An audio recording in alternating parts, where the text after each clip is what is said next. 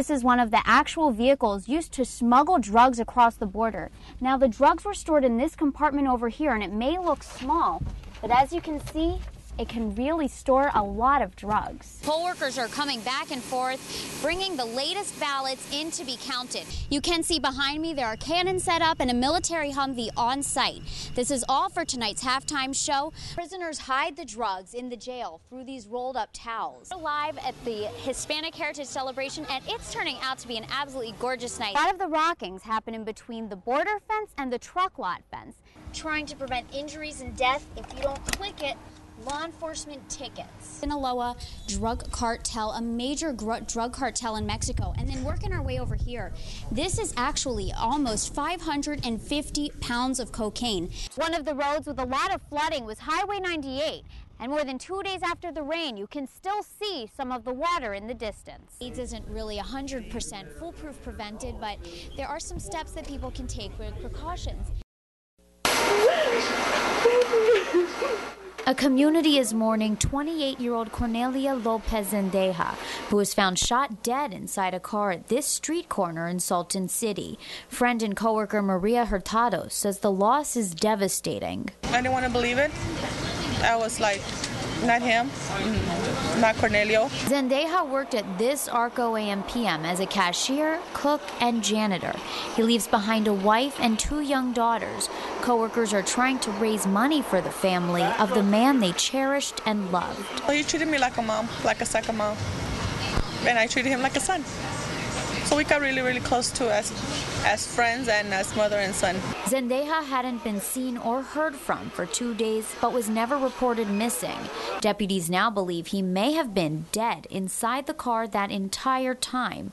Right now, a motive isn't clear, but Hurtado hopes an answer and an arrest comes soon. I miss him. Thank you. I miss him a lot.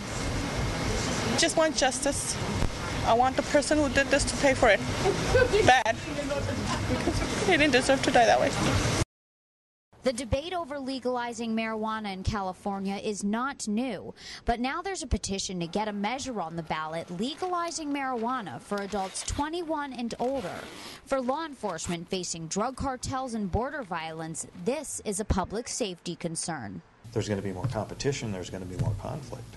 Chief McGinley of El Centro Police also says it would be a slap in the face to years of anti-drug work. It's going to take away from, I think, some pretty significant foundations that we've built. And even though the measure would keep driving impaired illegal, police say driving under the influence of pot could still increase. People have this mindset that, oh, it's okay, to smoke marijuana, so there's going to be more people doing it. Those that have been doing it may overdo it.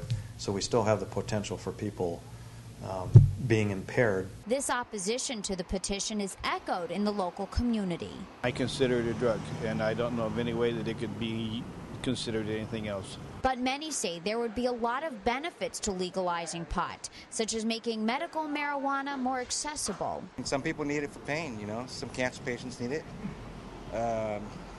I don't see a problem with it. The initiative suggests marijuana could be taxed, an idea some native Californians say could fix the state's economic woes. We're in a lot of tax trouble and we need some help. As a product of the middle 70s, I see no reason why it shouldn't be legalized and taxed just like the cigarettes I'm about to go buy.